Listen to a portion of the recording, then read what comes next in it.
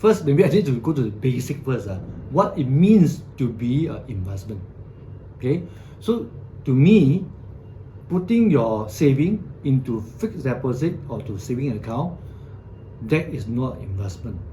Okay, that is just a saving account because it will not give you the return better than inflation rate. So it's not investment.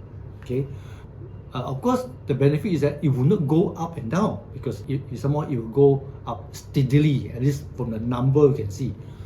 But when you go to investment, a real investment, it got to be something that will beat inflation, okay, in terms of return. And of course, when we invest, we want to beat inflation, and then it will go up and down depending on the market. But whether it's a safe investment or not, it matters. A safe investment is an investment that when we invest into it, it may go up and down. You may lose 5%, 10%, okay? But the provider will still be there. Your money will still be there with the regulated institution. Okay? You may lose 10%, but you still have 90% of your investment capital there.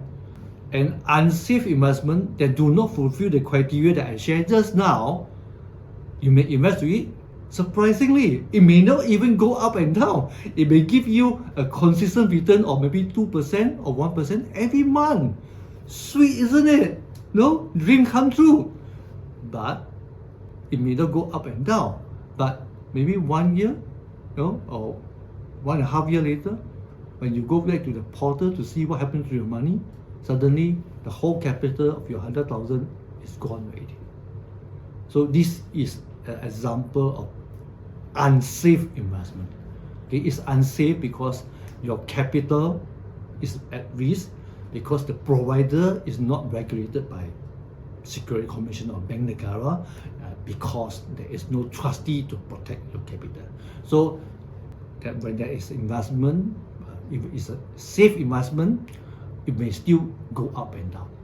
Okay, so that is normal. When you have investment which does not go and down and go up steadily like miracle and go up with a high return every month, in fact that will be too good to be true, and a lot of time is not true. Okay, and it's not real and not safe. Beware.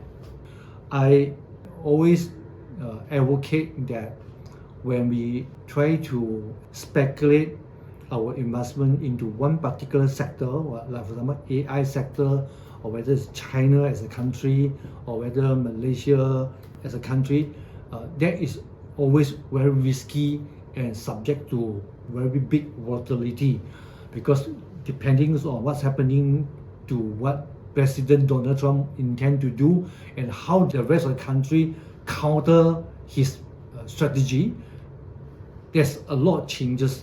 And we do not know one particular sector of this will be affected or suffer severely or not.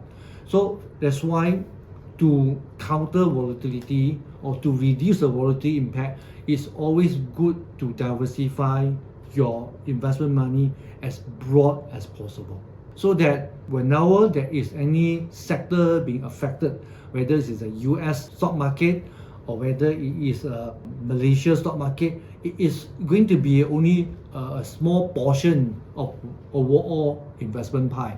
Okay, but when there's any opportunity in any sector, like AI or maybe in terms of gold, in terms of commodity, you also have got some asset inside your investment portfolio, which is globally diversified to help you to push the growth to your investment portfolio.